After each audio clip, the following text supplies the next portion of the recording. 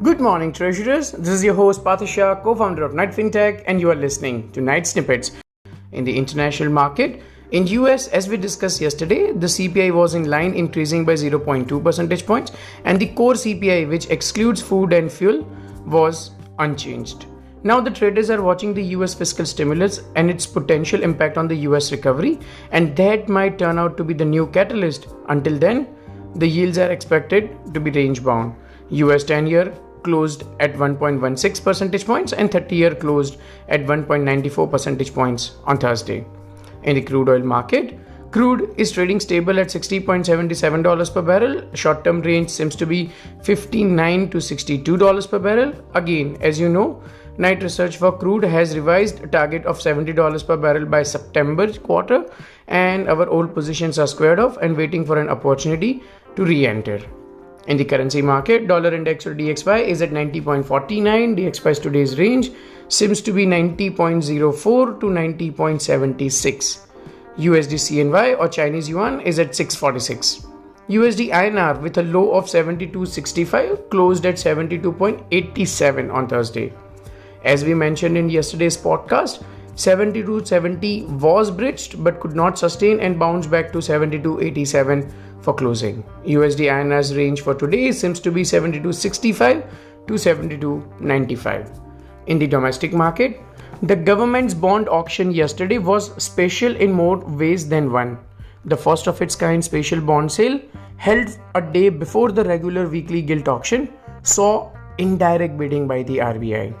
The RBI is said to have placed indirect bids through primary dealers at the special auction of bonds worth Rs 22,000 crore that was meant to raise amount pending from the cancelled portion of the gilt auction held on Friday. Let's try to understand and decipher the cutoffs for 11th February 2021 special gilt auctions. 515 GS 2025 cutoff at 98.38 or 554, that is 33 paisa higher than the market expectations.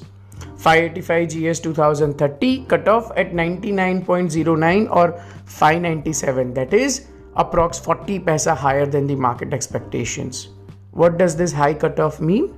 RBI has played their cards by placing indirect bids and making sure to give a very surprising cutoffs, showing a clear intent to bring the yields down artificially. With yesterday's gilt auctions and cutoffs, 515 GS 2025 closed at 553 versus 559 the previous trading day, 6 basis points gain in 515 2025. 517.7 GS 2030 closed at 601 versus 603 the previous trading day.